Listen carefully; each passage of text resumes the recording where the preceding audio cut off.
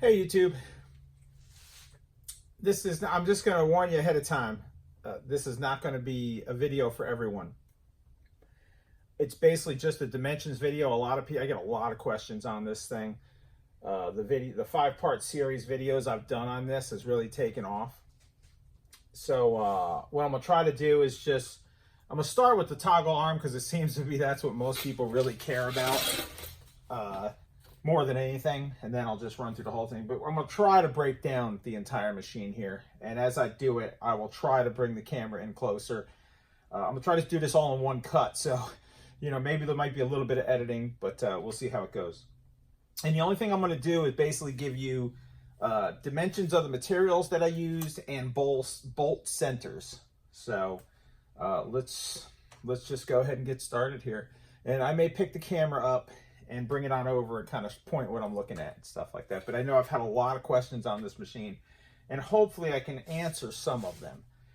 I'm sure there's going to be more in the future and things. All right, for starters, on the toggle arm assembly, I used 3/8 by 2 inch, and it's going to be 9 inches long flat bar, and it's double plied on both sides. And also for this piece right here, the mounting plate, that's the same material and it's 6 inches long. The bearings are regular pillow bearings. The two for the crank plate and the shaft, those were off of Amazon. But this one I got from a local supplier. I just felt like it needed to be a little more heavier duty. This one cost $85, by the way. The other two were 20 bucks for two of them. So, I mean, there's the difference. I mean, you can visually see the quality difference too. And that's a 1 inch shaft here and 1 inch pillow box. So, and then for the arms, that material is 1.25 inches by 1/2 inch. And each arm, just the material, is 10 inches. And then these little legs coming down for the pivots, that stuff is also 1.25 inches. But that's only 1/4 inch plate, and I just cut them so they're 1/4 inch, 1.25 inches, and they are 2 3/4 long. And I just split the difference in the material for the hole centers. But I'm going to give you those hole centers next anyway. And then I did a little pivot. Let's see if I can do this. There's a little pivot sleeve right there, and that is 1.25 inches long. That sleeve was also made out of a piece of 1 inch bar, and I drilled a 5/8 hole in it. So anyway, just so you know what's going on there. All right, I'm kind of editing this video on the fly, and I've been referencing toward these bolts being 5/8. They're not. They're 1/2-13s. This is 5/8. But all the bolts on here will be 1/2-13. So if I reference these as 5/8, I apologize. And that goes the same thing for the toggle arm. So on this arm, center bolt to center bolt is 11 3/8. So center to center is 11 3/8. And I'm also using 5/8 rod here, and that rod is 7 inches long. This is like a little offset thing to accommodate the spring. I believe that's 2 inch, 2 inch round, and I had them cut at Metal Supermarket is where I had the material cut at. And then the same thing with the inside. So the inside of that spring was 1.25 inches, and then I TIG welded around there to keep the weld small just to retain the spring. So, and then again, 5/8 bolts. So I covered this, the threaded nuts, the spring. This is important, that bounce right there. And it should be firm. I could probably tighten it up on a little bit more. But that spring, I don't know what the pressure of that spring is. It was a shock spring off of a quad. My brother shipped it to me. I told him I needed one. He has a lot of quad buddies, and I cut it down to, looks like 5 1/4 right there. So that's what I cut it down to, and then I've kind of flattened it out to go flat, and then ground it, you know, ground it flat, so when it goes onto the spring retentioners, it would sit nice and flush on the ends. So moving on, I'm gonna be facing my back towards you maybe for a little bit here. All right, just checking to see if I'm in camera. So this crossbar for the toggle arm is, I'm just going to give you centers, 4.5 inches. And again, I did the same thing, just centered and then came back, split that difference. So that if this is 1.25 inches, it's at 5/8 center, and then it came in 5/8 also on that, and that's 2 of those. And this is also the same thing as this material. It's 3/8 by 2 by 4 inches. And the pin that I welded it to was actually, I believe, some type of disconnect pin for a Caterpillar tractor for something. I really don't know what a buddy of mine donated a lot of stuff, and he usually leaves it out there, and I rummage through it. And but I weighed this, and it was 15 pounds, and it is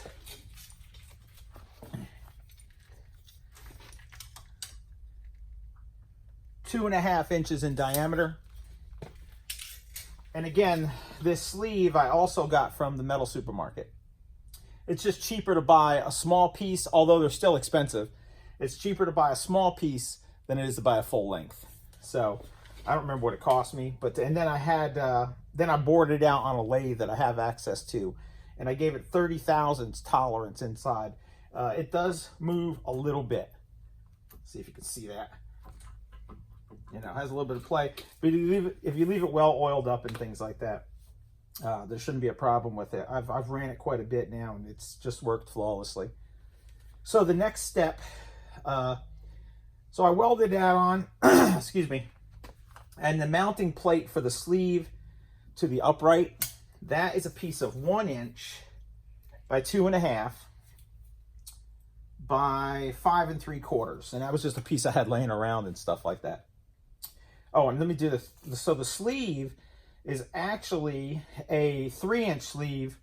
And like I said, I had to bore it out a little bit, but it is 5 inches long.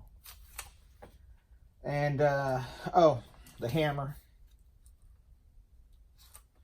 That pin that I had is 11 1/4. And it has to do with the size of it. I didn't cut it down or anything like that. I did grind around the top and stuff so it slid past the sleeve down inside. So the anvil and dies on the bottom, I did buy this. This is a piece of 3-inch solid round bar, and I also had them cut some slivers for me so I could maybe do some changing of the dies. And here those are. So I did 2.5 inch and 2 1 inch, but I really don't like this. It takes away from my opening. This anvil is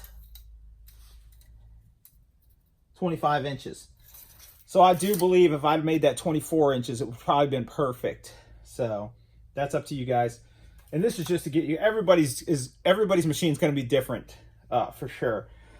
So this bottom plate is it's 2 inches thick.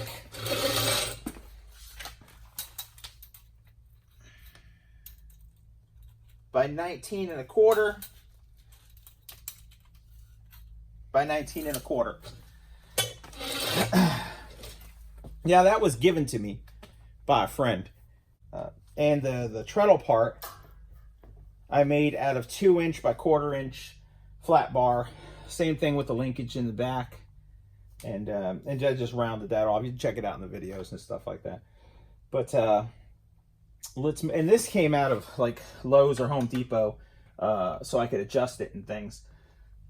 And maybe I want the pedal a little bit higher. It's right now it's not anchored down, so it's really violent, and it does spook me a little bit.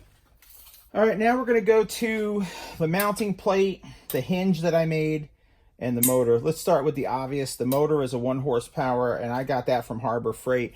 and I think I paid $150 for it. I don't know if I used a coupon or not, to be honest. I can't remember. But it's a 1 horsepower single phase motor. So, and the mounting plate that I put it on is 12 by 10. And the same thing, it's 1-inch black pipe back here with a 5/8 nut and a 5/8 bolt on the outside, and that's how it pivots. It works really well, actually. And also that is even, yeah, that's the same as the plate, 12 inches. And then I just put these little brackets on here, and that's how I got it to pivot like that and give it the tension that I need when I'm drawing down on the belt. And that's at bottom, and the belt has still got a lot of slack in it. The reason why is this thing runs really aggressive, so I backed off on this. And if I go all the way with it, it just wants to topple over and stuff. So, but anyway, and the pulley on the motor is, I'm just going to go from the outside, is a 3.5-inch pulley. So this spring right here, I got that from Lowe's also. I don't know what the tension is on it, but I can maybe help you out. The spring is about 7 3/4 long, and that's compressed. So it was one of the things, and I bought one of these here, little locking. You usually use these for chains. I don't know. I wanted to be able to change the pressure of it by adjusting the links right there. But it worked out that direct contact to this this hook right here just happened to be perfect. There was one thing I did want to add on here too that I didn't cover, was the length of this bar. Same thing, 3/8 by 2 inch by 14 inches long, and those hole centers are 9 3/4. So, oh, one more little thing. Back out really quick.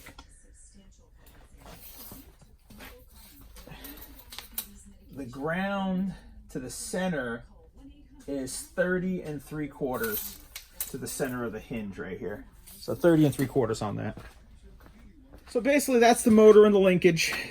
I'm going to go with the upright, the body of the machine. I have intention on drilling a hole here and possibly putting sand or concrete in there. I'm not sure yet. This is not its permanent home. I'm going to be taking this probably to my house and do most of my blacksmithing in my shop there. But this post from the bottom is 46 inches, and it is 3-inch by 6-inch material. You may not even do it this way. So this is just to kind of help people out. 17 3/8. So again, 3 by 6, and this is also a 1/4-inch wall on here. So.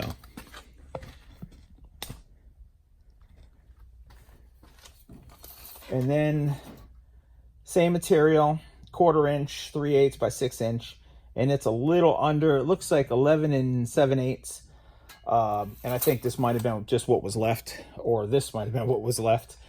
And as far as the crank plate goes, I had a sheet of, you can see it in the video, but I think it might have been like 30 by 30 or 24 by 24. I can't remember. 1/2-inch steel, and I was trying to find something that I could use for the flywheel, and I just couldn't find anything.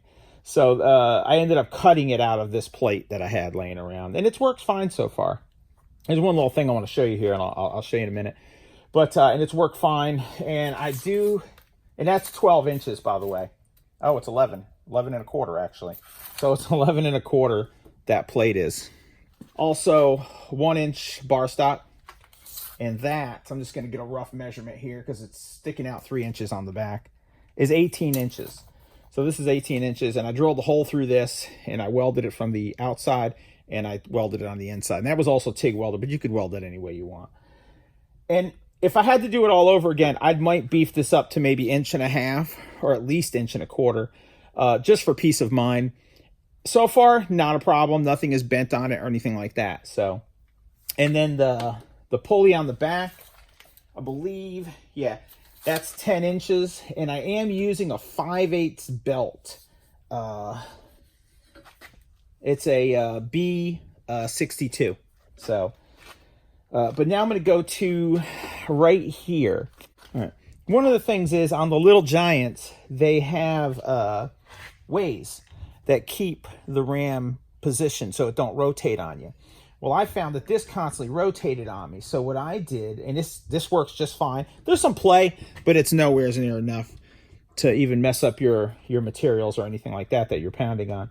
But I put these little, like, I don't know, some type of polymer feet that you can get for like dressers or, I mean, desks or something like that. But I put them in between here and drilled 2 holes and tapped them in this plate. And I can tell you what that spacing is. It is a 1/2 inch from the bottom of the plate, right here up, and the spacing is 3 inches apart from each other. And it just keeps it running perfectly, you know, just keeps it lined up. And I can draw them out a little bit more if I wanted to, but this just, it really works well. I'm surprised, actually. But one of the things I do want to do is do some more welding on it, just get some more reinforced welding going on in different places and stuff. So I know that is a terrible weld. I apologize for that. It's kind of embarrassing. Anyway, going to the, and now this is going to be hard. I may have to take the camera off. But going to the back, everybody asked me, well, how come you didn't use the tensioners to draw the belt in? Because I wanted this immediate separation here. I did not want a motor sticking off the back of my machine because I wanted a small footprint. I mean, everything is pretty much confined into this machine, you know, almost within the size of that plate down there.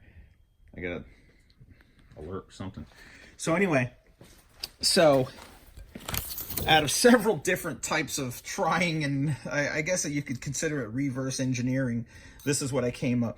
And these tensioners are, looks like 5.5. Yeah, they're 5.5. And I happen to have 2 of them laying around, but I know for a fact you can get those at like Tractor Supply or something like that. So, let me try and think. I'm sure that you guys are going to point something else out that I'm trying to think of that I wanted to share with you guys. One more thing I wanted to add on here too, and I know I'm going to get this from a lot of people, and this is just my own interpretation of this machine. I still have yet to hook up an on and off switch, and I may make a guard for this. I doubt it. I know me, I'm probably not going to put a guard on there. So one of the things I wanted to say was I really appreciate the response that this thing has gotten. I mean, it blows my mind. I'm almost hard to believe that there are that many people out there that want to make a power hammer. It's just amazing. But that's about it. I really appreciate the support. Thanks for watching the videos. It means a lot. And please like and subscribe. Thank you. Of course, I can't end the video like this. I've got to demonstrate it a little bit. And just didn't want to tease you with the whole video of it not running. So here we go. I'll just put it through the paces. All right, I'll give you a little taste.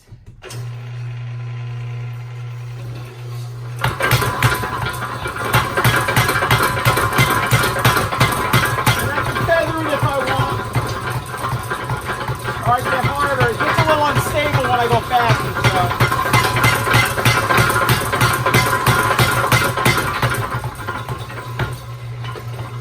Now I'm going to do it to where it gets a little out of control.